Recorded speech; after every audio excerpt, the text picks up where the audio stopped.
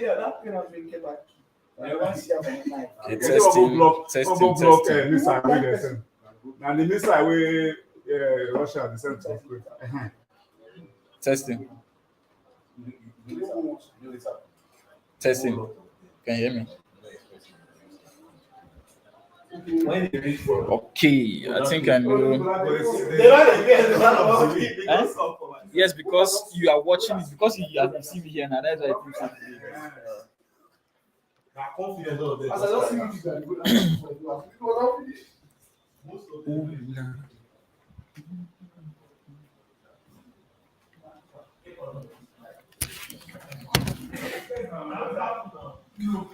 Okay, good morning, guys. Sorry for the whole delay and the back and forth.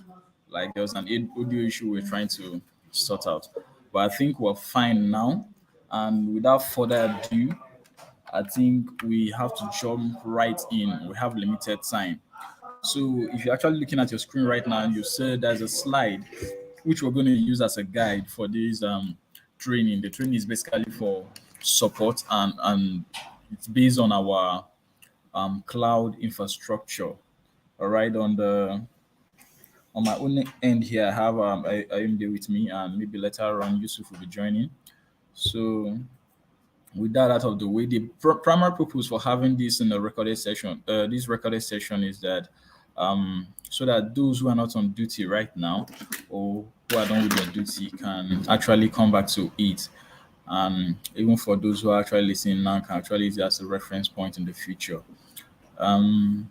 So the topic is let me just the topic is basic troubleshooting and common issues with customers VM. All right. Because if you looking at our cloud infrastructure, or most cloud infrastructures, the most basic, or how will I put it, common ground in all cloud infrastructure is the VM, the virtual machines. All right. This actually defines what the customer's environment and resources are built on. So our first problem we're going to be looking at is the issue where one can access a VM via RDP or SSH. Cannot access a VM via RDP or SSH. That's the first problem. Okay, this is an instance where a customer is unable to access their machine via remote desktop protocol or SSH. We know the RDP is mostly common with, or is limited to just the Windows machine, and the SSH now can be any other machine. And I'll be looking at and I'll be focusing more on the SSH side of it. Possible causes of this issue might be one, firewall rules within and outside the machine. Firewall rules within and outside the machine. When you're dealing with a Linux machine, all right, I think we should be conversant with this, as we must have encountered it severally. That there is an embedded firewall on the Linux operating system, which when the SSH port, which is port 22, is not allowed on this firewall, restrictions come about. And secondly, firewall within our environment. All right, most of the times, firewalls are being enabled within the customer's environment that actually restrict all ports, and that might include the port 22, which will bring about it not being accessible or reachable.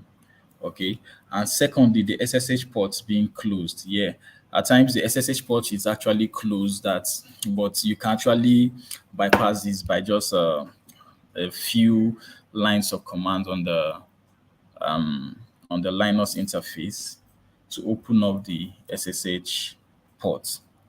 All right, and I've seen one or two instances where actually the port, the SSH port is, how will I even put it? There is this module that needs to be installed now for the SSH port to be actually enabled on a Linux machine.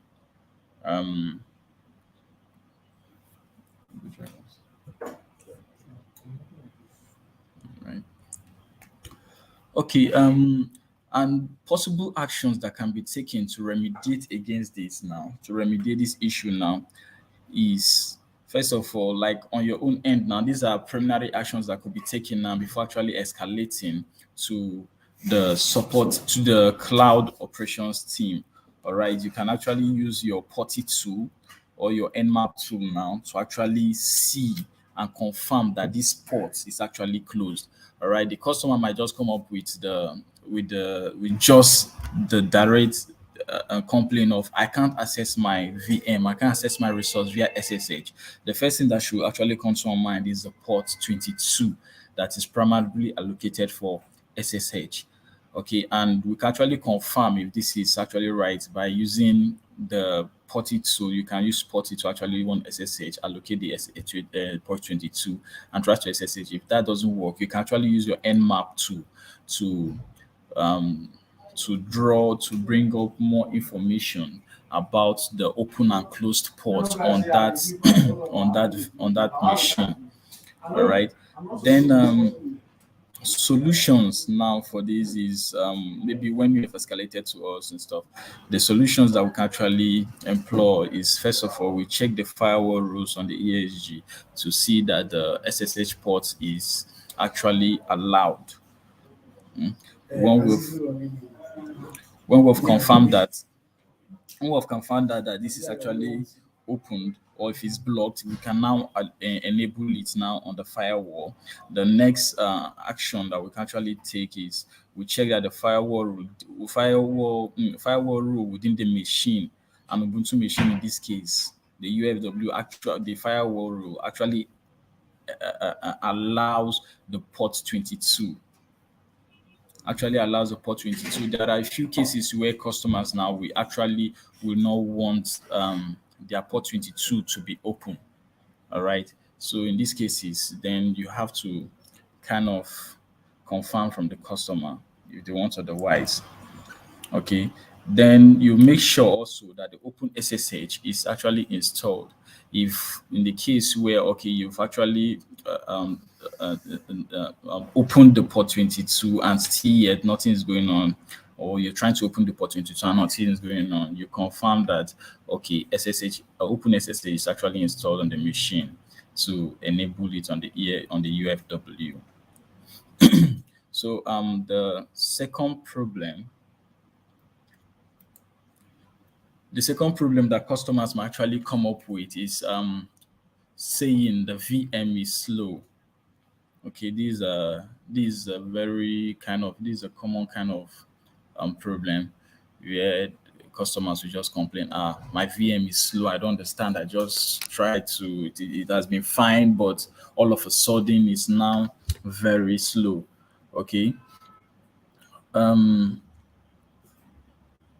the possible cause for this issue or this escalation could be one of many things, or at times even more than one of many things. This could be as a result of a CPU bottleneck, which is the amount of the CPU allocated to machine isn't sufficient for the type of workload running on that said machine. All right. At times, when deploying customer's environment, you might want to allocate you might want to assign a particular amount of CPU. But with time now, when the customer's infrastructure now begin to increase, all right, or when they begin to run more of what they intended, you now find that you can encounter a CPU bottleneck, all right, and that will now result to the VM now being generally slow, all right. That will result to the VM being generally slow. Sometimes memory utilization spikes could also be a reason. Okay, assuming a customer is running a particular workload where they need just 8 GB of memory, and all of a sudden that workload triples, and they have failed to actually expanded or increase or scaled up their resources. There might be spikes in that memory that will now actually bring about the VM being particularly slow. All right. In this case now, since the support team actually did not have the access to this particular level of environment for the customer, this should be an issue actually handled by the support team. All right. And the solution approach is just really straightforward. It's just to allocate more CPU. All right. And most times this might involve more the commercial side of the business. All right. It's just to allocate more CPU. And if it's in the case of memory, we allocate memory. All right. To avoid such issues. And at times it is important that this yeah. Yes. Yes, sorry, I didn't state this earlier. You can actually ask questions. All right, you can actually ask questions. You just type in your questions and I will pick them and respond to them. Okay. Sorry, I didn't state that earlier.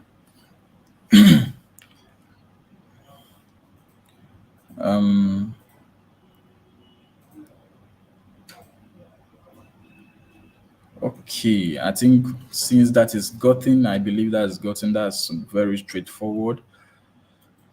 I think we'll go to the next problem or next case instance.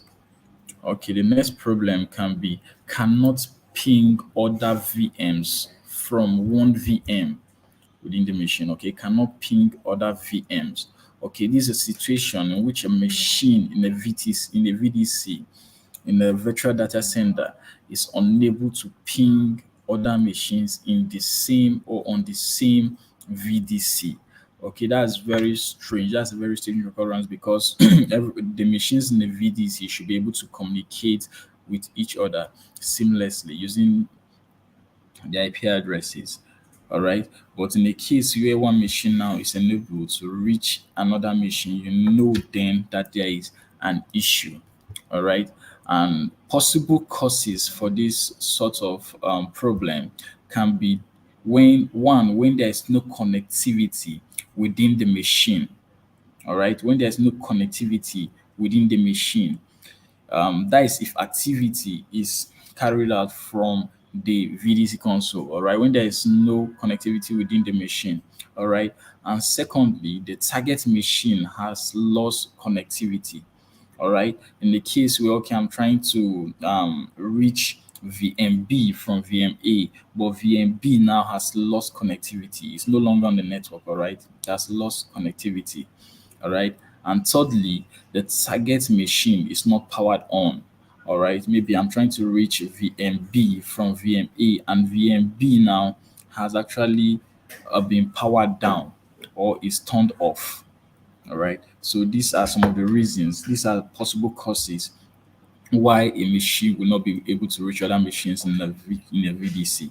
All right, and actions now that could be taken immediately now are to confirm that all machines in the VDC are powered up and running. All right, I think that's the first basic approach that could be taken to make sure that all the machines in the VDC are powered up and running, that they are fine. All right. Then next in the course of action now is to attempt to ping the machine's public addresses. All right, you can from the outside now and attempt to ping the machine's public addresses. All right. Then the that is those are like the basic actions that could be taken now before any major to kind of know where this problem is based from. All right, it's rooting from, sorry. All right, and the solution now to this actual problem is to first of all, if there is no connectivity within the machine now, there are basic things that you have to check. All right, what is the condition of the NIC card of the machine? Okay, what's the condition of the is the IP address set? All right, these are some of the things that could actually be checked, and the solution now will actually be based on the action or prognosis now of the support team. All right. Once if you've confirmed that okay, the one particular machine now is not powered on, All right, then we know that okay, you need to power up the machine first and know okay, it might be that you're attempting to ping the public IP addresses and it's not reachable. Okay, this might otherwise still be that the machine is powered down, or it might be an IP address issue. All right, then you can do that. Then, secondly, on the target machine now, once you've actually clarified that this target machine now is powered on now, you might be able to um, sign on to it and see if you can ping the gateway of the environment now from that machine. All right. If you can't do that, then you know that there's actually something wrong now with the networking of the machine. All right. And this is something that the support team on our side now, that the cloud team now we look at. All right. And okay. So I've talked about a target machine not being powered on. Um sorry, I'm not receiving any questions. I believe that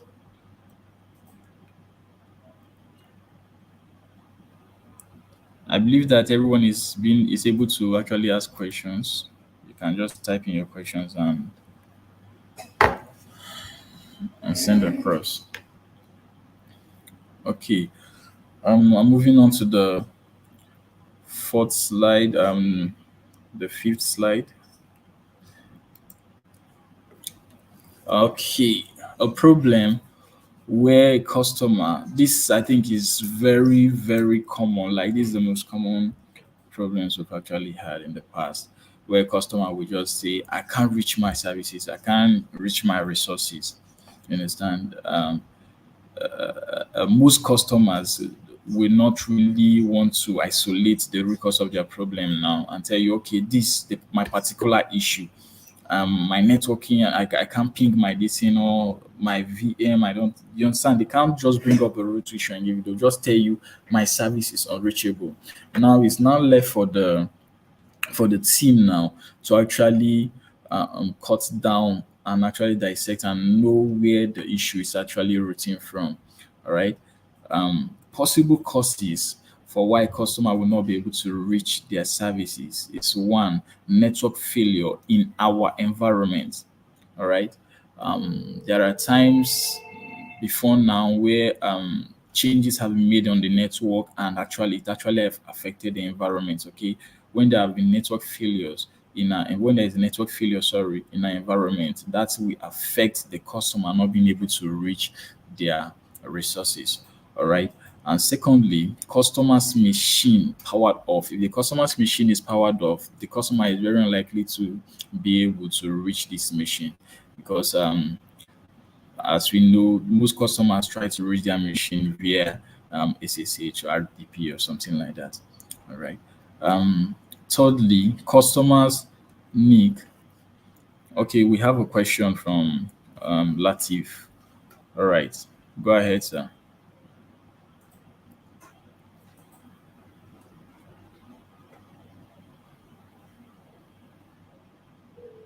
Okay, Latif is asking if the support needs to ask the customer the basic steps listed before escalating. Okay, the answer to this is a straight yes. All right. I believe that for us now to be able to quickly resolve the customer's issue, we need to know the root cause. So if support now will be able to actually ask the customer some basic questions to actually to actually cut down or minimize the range or the scale of where this issue is coming from. It will actually help us pinpoint where this issue is coming from and now go directly. All right. Just like in this case where I'm saying as customer will say service unreachable. All right. I think the support can do basic things like, okay, sir, how are you trying to reach your services? All right. The customer will say, okay, I'm trying to ping them, I'm trying to ping it, or I'm trying to SSH into it or RDP into it. All right. Some of these questions now will help us now minimize the where the area where the issue is coming from. Okay, another question. Also, do we do not have login details to check. Okay, for now, the basic thing that I think that the support team can actually do is in the case of where a customer now is unable to reach their VM, you can actually get their public IP address, try to ping their resources. All right, if it is a HTTP, you can actually check that truly the site is down or something like that. If it is in the case of SSH, you can actually attempt doing that using your POSI. You understand? I was using your mmap also. All right. This actually takes us back to the previous slide where where I say the support team can actually use an mmap tool now to know which ports actually closed. That is if the customer now is actually talking about, okay, I can't reach my resources or something like that. Okay, when actually these things now, because when these things now actually isolated and confirmed by the support that okay, this is the issue, then I think the support now can escalate. All right, but these are some of the basic things now that the support can do. In the case of if a VM is actually powered on or off, I think yes, for real, the support team actually needs login details now or access now to be able to determine or ascertain that. But every other thing, I think the support can actually handle before escalating to the cloud team. Okay. If there is any other question, please just you can send them across and we'll see them from here and I will treat them also. And I believe Latif, if I don't know if that answers your questions.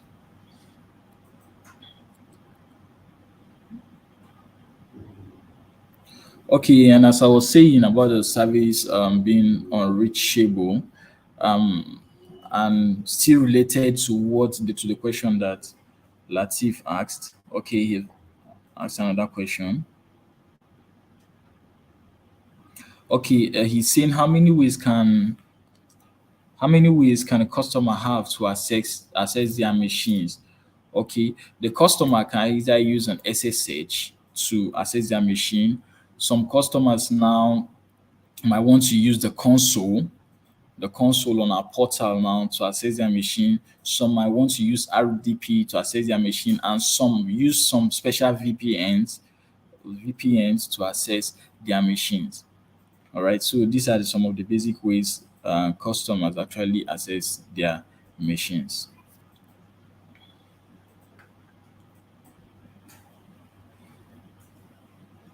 I can take that again. SSH, the web console on our portal, RDP, and most of the times VPNs, private networks.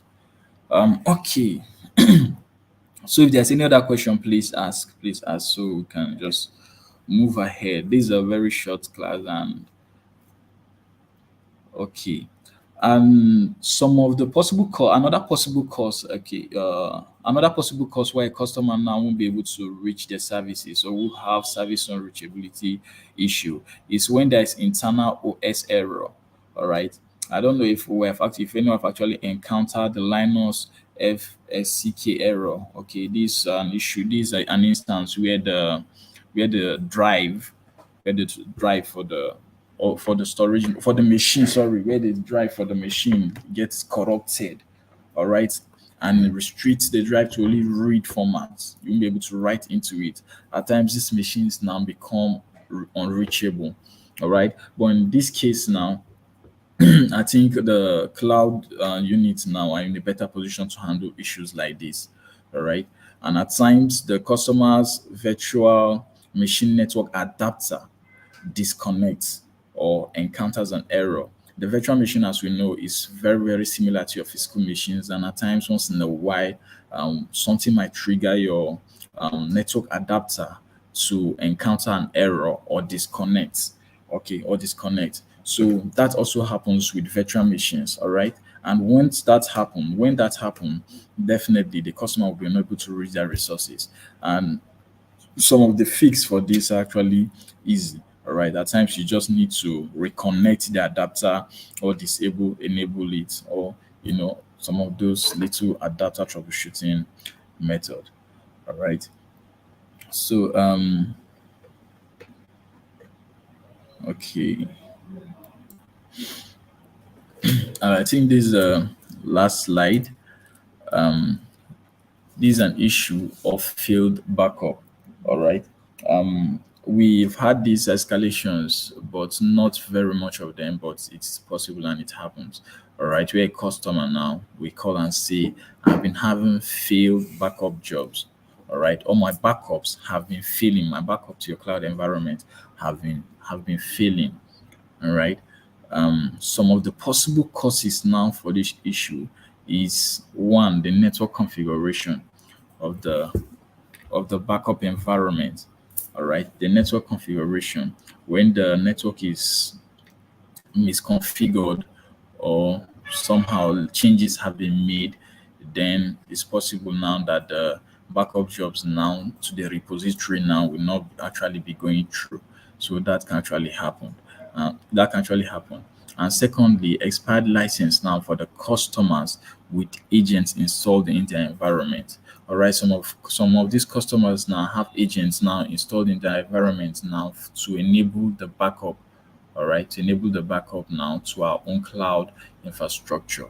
Okay, when these agents now loses their licenses or their licenses expire, okay, this might result to failed backup jobs. Okay, not it might, it will definitely result to failed backup job.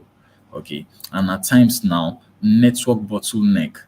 All right, network bottleneck when there is when the maybe okay most times backup job are being scheduled for the weekend and maybe weekends and most times late hours of the day and early hours of the morning. That is to actually reduce the network congestion to enable these backup jobs running, because when you talk about backup you're talking about um big blocks of data.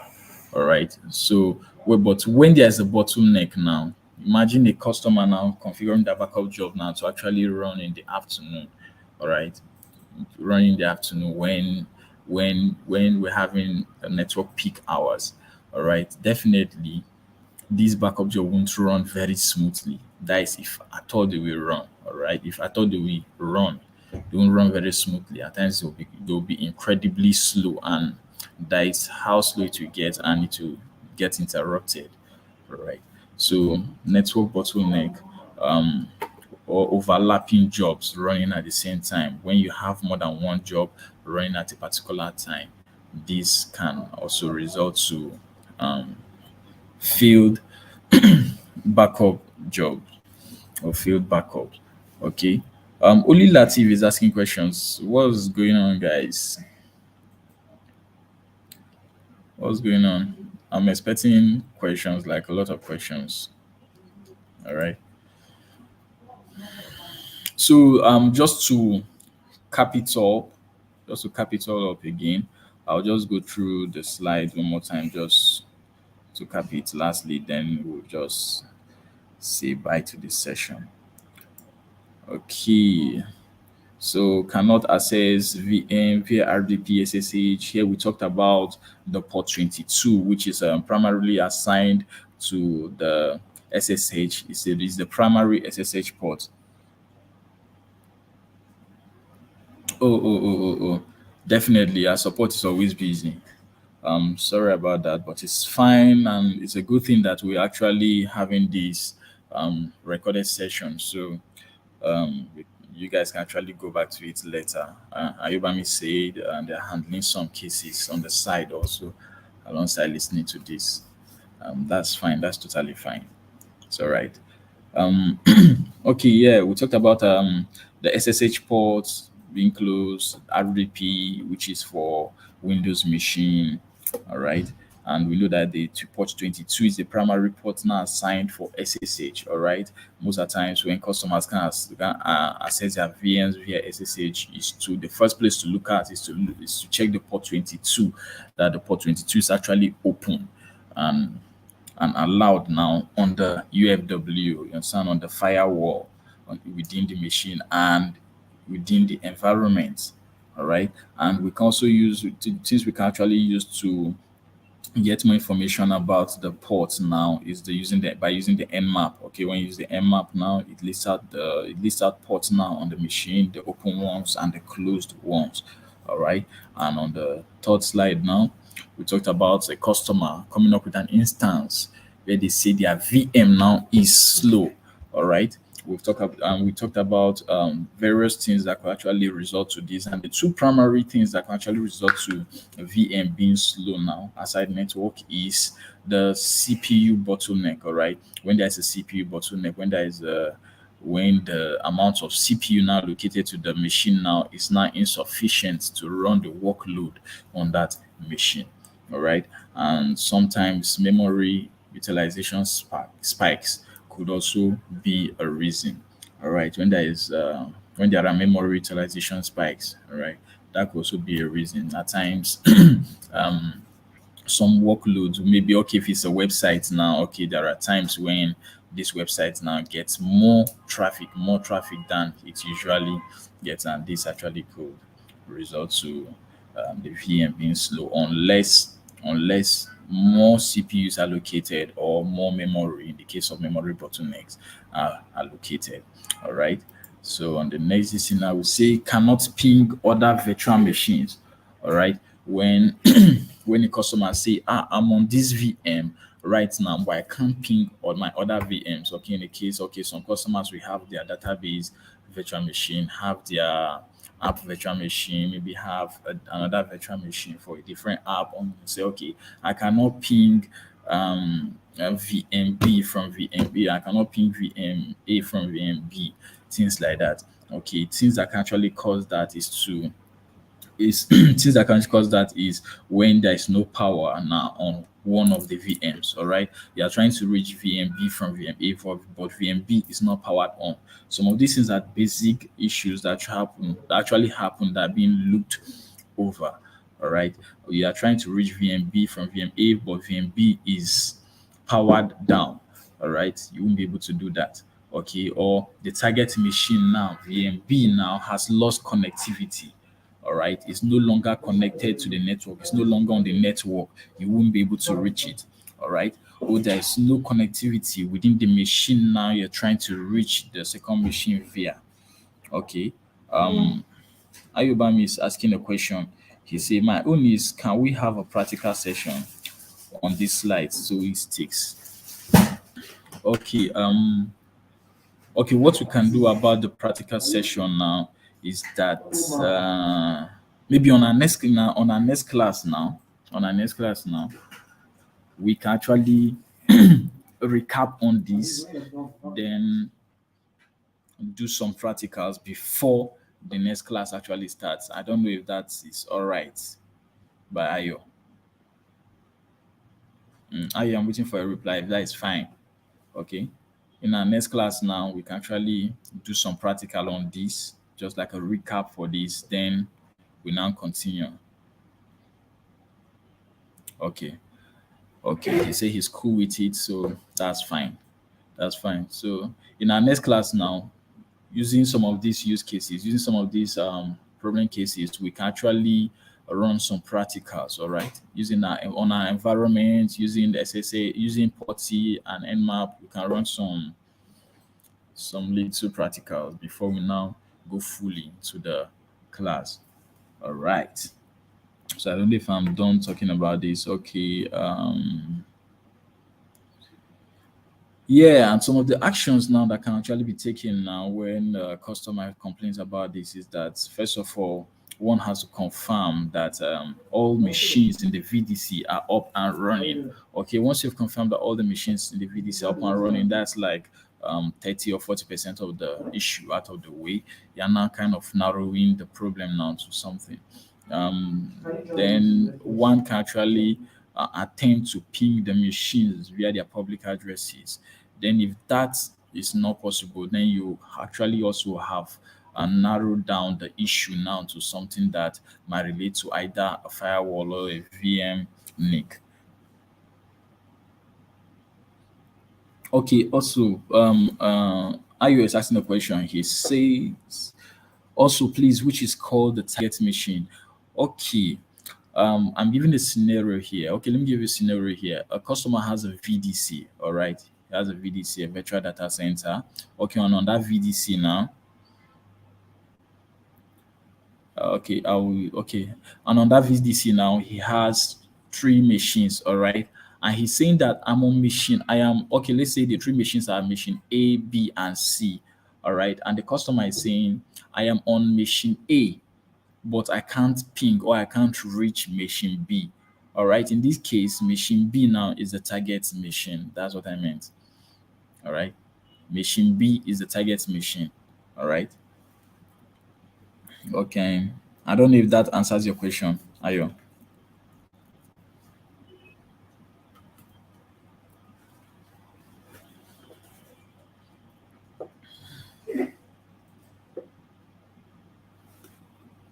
Okay. So I also we can go ahead.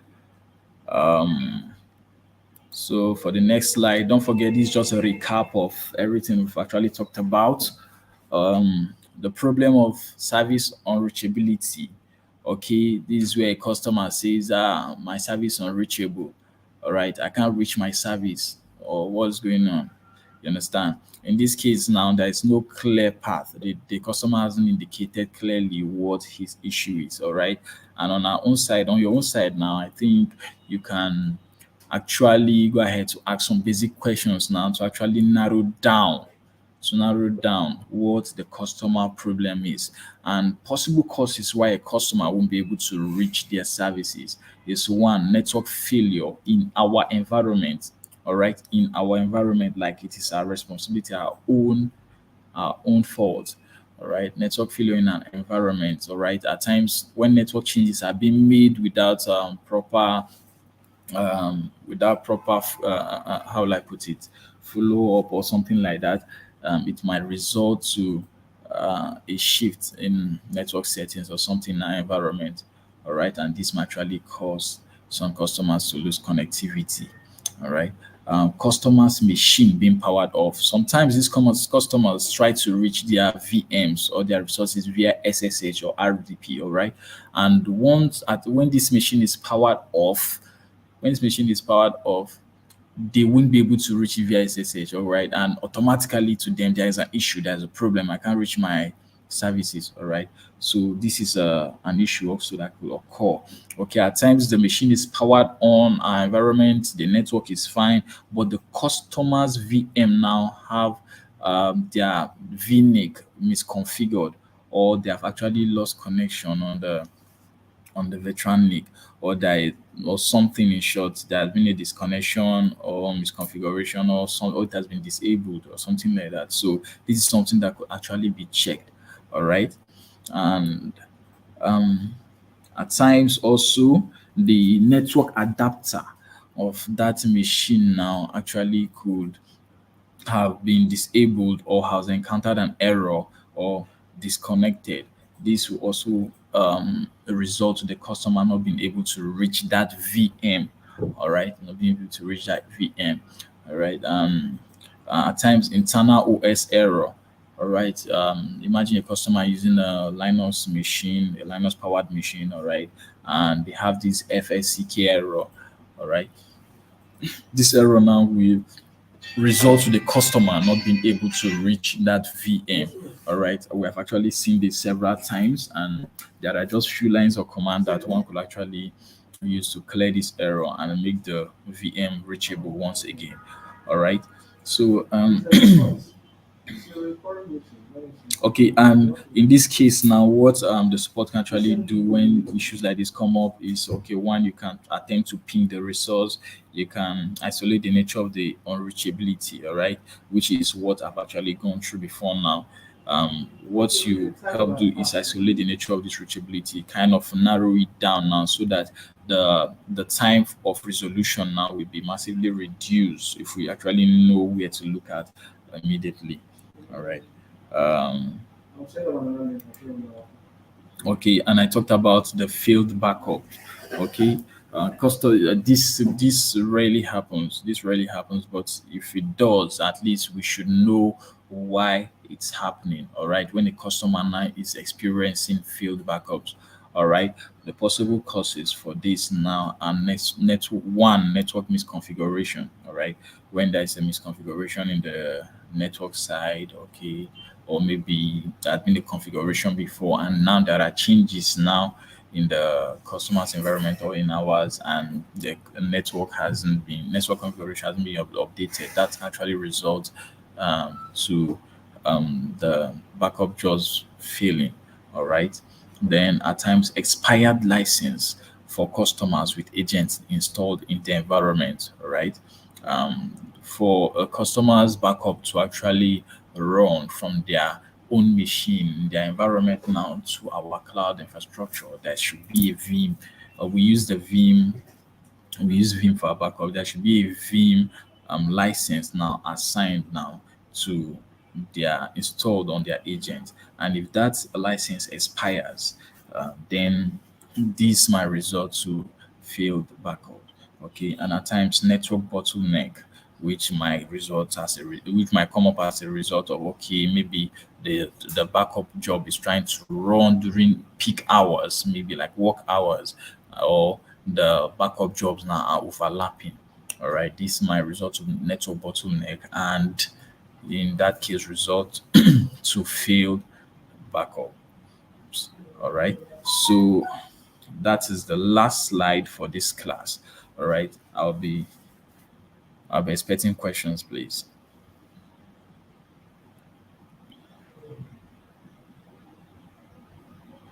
Questions, questions, questions. There are no questions. You can just type none, none, none, so that everybody is good.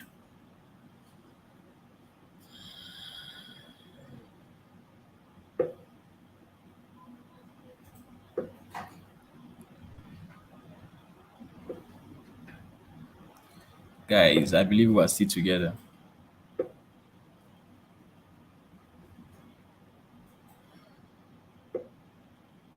Okay, while everyone is coming up with their questions or with their response of none, I would like to state that after this class, I'll be sending out a very brief, or like we like call it trivia or a test. It's just very brief and it's very easy. All right. So I would just like everyone to go through it at their own time, but hopefully by before the end of the day, and send in their answers. All right. This will actually help us know that we understand the class, and if there are areas now where we need to throw more light on. All right. Okay, and Ayo said, for me, the slides are detailed enough. I look forward to a practical session to grab it fully. It's all right, Ayo. We will definitely have a practical session on the next class. All right, before the class starts, we'll just go through the slide and just run some little practicals. All right, before the next class. And apart from that, he says there's no question for now. All right, so if everyone else is good, just send in no questions, so that we know that everyone is okay. All right. So as I was saying, yeah, I'll be sending out a link now to the short test. All right, the short questionnaire is going to be very brief and very easy. All right. I'll, and I hope that we'll get back responses before the end of today. You can do it at your own time, but at least it should still be today. All right. Okay. No more responses coming in, I see. And I think that should bring us to the end of the class. All right. Thank you guys for your time. Thank you, thank you, thank you. Thank you, Latif, for actually allowing this. All right.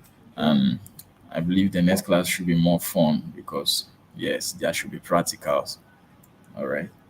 Okay. Everyone should have a good day. Bye.